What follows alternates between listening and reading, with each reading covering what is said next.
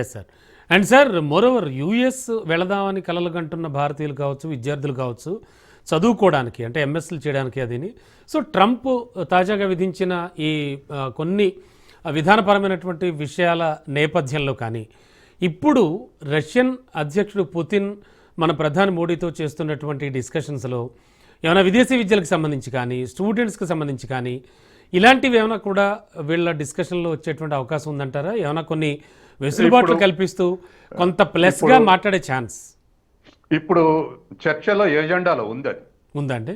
అంటే mobility for workers అని వాళ్ళ మెన్షన్ కూడా చేశారు.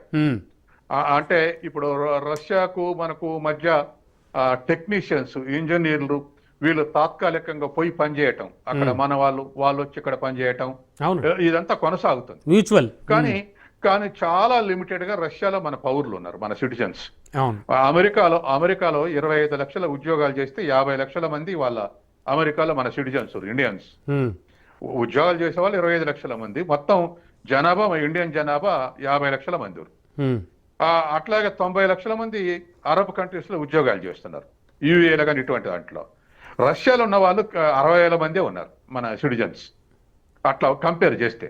కాబట్టి మొబిలిటీని పెంచాలనేటువంటి ఇది కూడా ఎజెండాలో ఉంది. కాబట్టి రాకపోకలు పెరిగితే మన ఆపర్చునిటీస్, మనకు ఉద్యోగాల ఆపర్చునిటీస్ రష్యాలో ఆఫర్ చేసేటువంటి అవకాశం ఉంది. అందుకని అది కూడా చర్చనీయాంశాలకు ఉంది. అంటే రిజిడ్ పాలసీస్ కాకుండా లిబరల్ పాలసీస్ ఉంటే అక్కడ ఏ ఆస్పెక్ట్ లో వీలుందనేటువంటిది ఒకటి. తర్వాత ఈ కమర్షియల్ పాలసీలో కూడా మన దగ్గర రష్యన్ ఇండస్ట్రియలిస్టులు మన దగ్గర ఇన్వెస్ట్ చేసేటైతే దానికి కూడా ఆపర్చునిటీస్ ఇస్తామని చెప్పేసి మన వాళ్ళు పాజిటివ్ ఆఫర్ పెట్టారు ఈ చర్చలు. కాబట్టి అది కూడా జరిగేటువంటి